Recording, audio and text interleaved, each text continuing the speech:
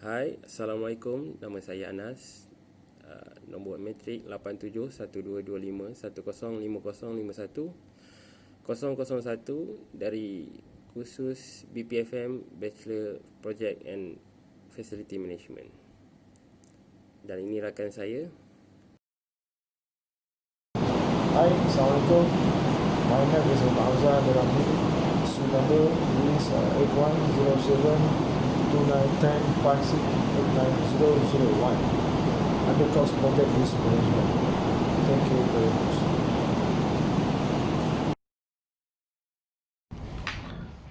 Okay, so we have group here. So I just want to elaborate a bit my part on the step 1, step 2, and step 3.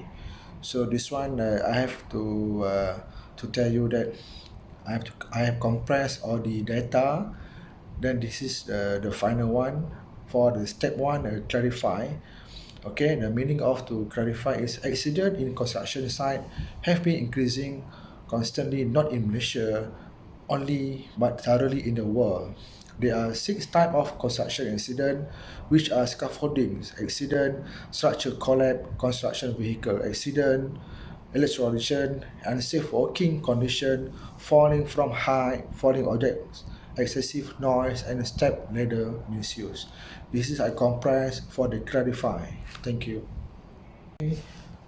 For step 2, define some of the theories or model that can relate to the cause of the accident in the construction sector are accident causation model, Dominus theory, multiple causation model, and human error theories. Alright, the accident causation model is actually used to find the root problem or safety in construction industry. This theory show that injury can be accusation from people committing unsafe acts or causing a mechanical or physical hazards. In multiple causation model, in the main cause of accident is the cause and sub-cause which was developed by the petition. Alright, for final one, the step 3 for my part to analyze the 5 main factors that contribute to accident, which are failure to comply act or law, poor design and safety measure, inadequate training, improper communication, and act of God. Most of the contractors are not aware of the safety regulation and safety policy at the construction. Most of the workers there don't understand how to use the PPE or what they are even using one. They don't know. Alright, in Bangladesh, inadequate training for workers come as in 5th highest cause of accident. That's it. Thank you. Isu keselamatan adalah perkara yang sering diperkatakan di media massa pada masa sekarang.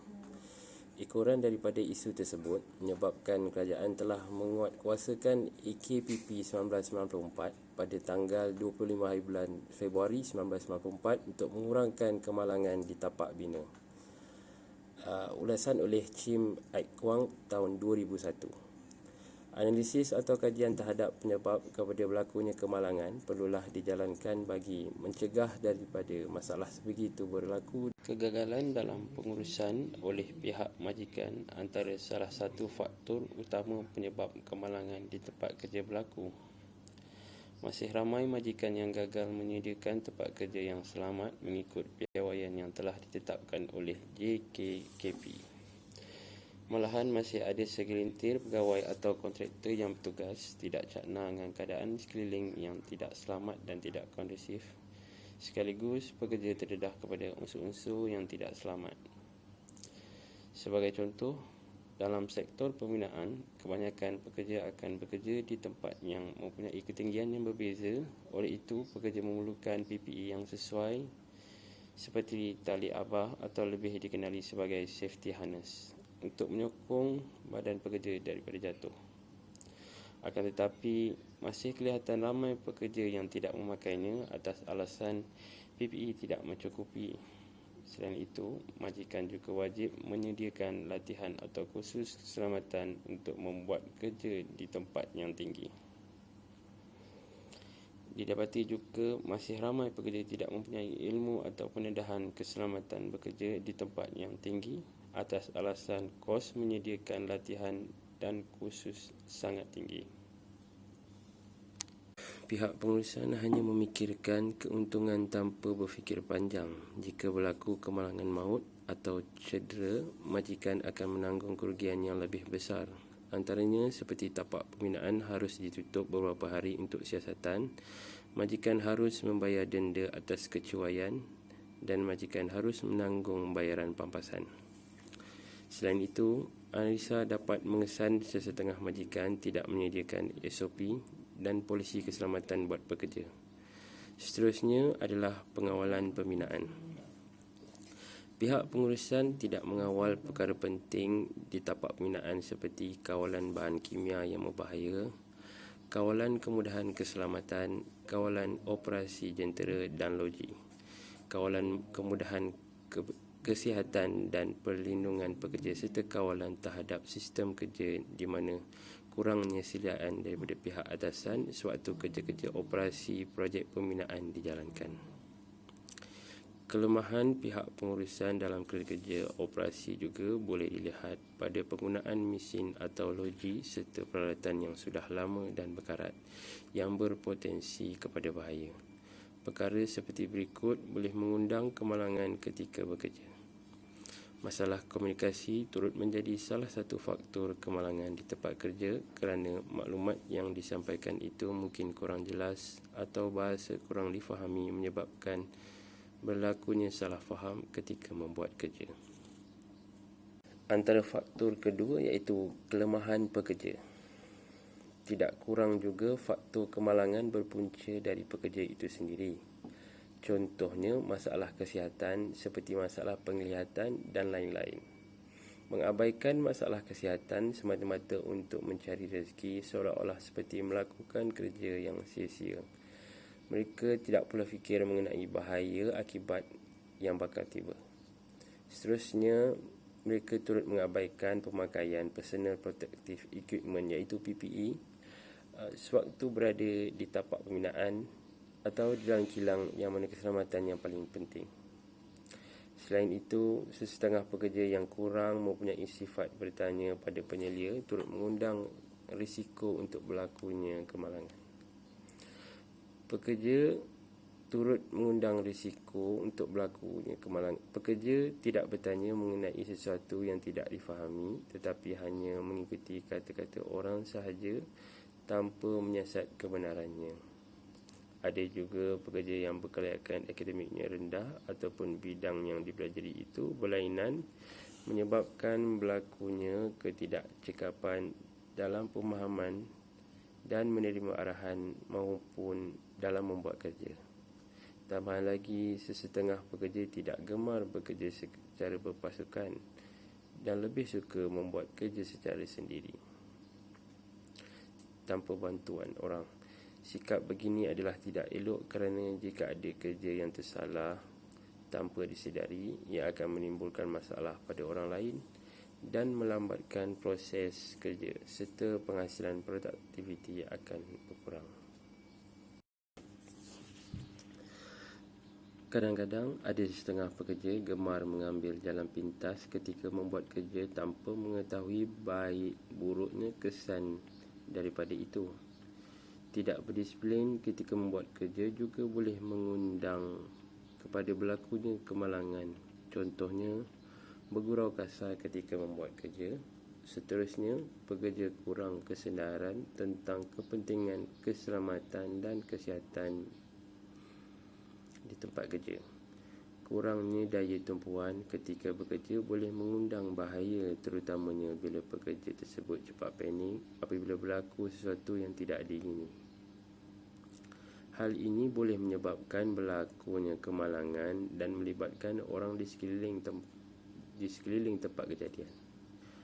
Keadaan emosi yang kurang stabil dan panas baran juga boleh mempengaruhi faktor kemalangan di tempat kerja. Contohnya, seorang pekerja membawa masalah keluarga dan terbawa-bawa masalah tersebut ke tempat kerja sehingga hilang fokus waktu bekerja. Sesetengah pekerja yang suka bersosial seperti ke kelab malam selepas pulang dari kerja turut menjejaskan keadaan persekitaran di tempat kerja. Apabila pekerja tidak mendapat rehat yang cukup, mereka pasti akan mengantuk ketika melakukan kerja pada keesokan hari. Hal ini boleh menjejaskan prestasi kerja dan mengganggu orang lain meneruskan tugasan mereka jika ada kerja yang perlu dibuat bersama pekerja lain. Sejak isu mengenai keselamatan dalam industri pembinaan semakin menular, banyak kajian berkaitan keselamatan telah dijalankan bagi sektor pembinaan. Kejadian kemalangan sering berlaku di sektor pembinaan telah mengakibatkan kehilangan begitu ramai tenaga kerja dan kerugian harta benda berjuta-juta ringgit pada setiap tahun di negara ini. Kejadian kemalangan di dalam industri pembinaan sering dikaitkan dengan kecuaian dalam pelaksanaan pekerjaan, pengabaian aspek keselamatan, pengabaian program-program kesedaran dan latihan, tiadanya disiplin, kurangnya komunikasi serta lain-lain lagi. Gangguan luar yang meningkatkan lagi faktor pengaruh terjadinya kes kemalangan yang semakin meningkat hari ini. Bagi menjamin keselamatan industri binaan yang berterusan, majikan dalam industri pembinaan perlu menyediakan pelbagai peringkat latihan tentang keselamatan dan kesihatan kepada setiap pekerja dan pegawai pengurusannya. Oleh yang demikian, majikan atau kontraktor boleh dikatakan merupakan golongan yang utama dalam menentukan keselamatan dan kesihatan kepada pekerjanya. Program pembelajaran berterusan dalam latihan keselamatan seharusnya dirangka bagi memberi input tambahan dan dalam usaha meningkatkan tahap keselamatan, mengurangkan kemalangan serta memberi persekitaran kerja industri binaan yang selamat. Alright, we come to the end conclusion. I can conclude here is the accident in construction site is increasing not only in Malaysia but all over the world. We need to come up with necessary precaution to stop it from happening. Some of the theory that can relate to cause of accident are accident causation model, Dominus theories, multiple causation model, and human error theories. The accident causation model is actually used to find out the root problem of safety in construction industry.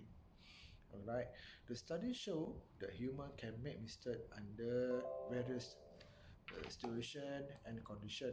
Some of the causes of accident that been discussed are failure to comply act on law, poor design and safety measure, inadequate training, improper communication, and act of God. Okay, then the proposed solution for this are to follow the OSH guideline. Make sure the workplace is clean all the time and use the equipment in correct manner. Thank you very much.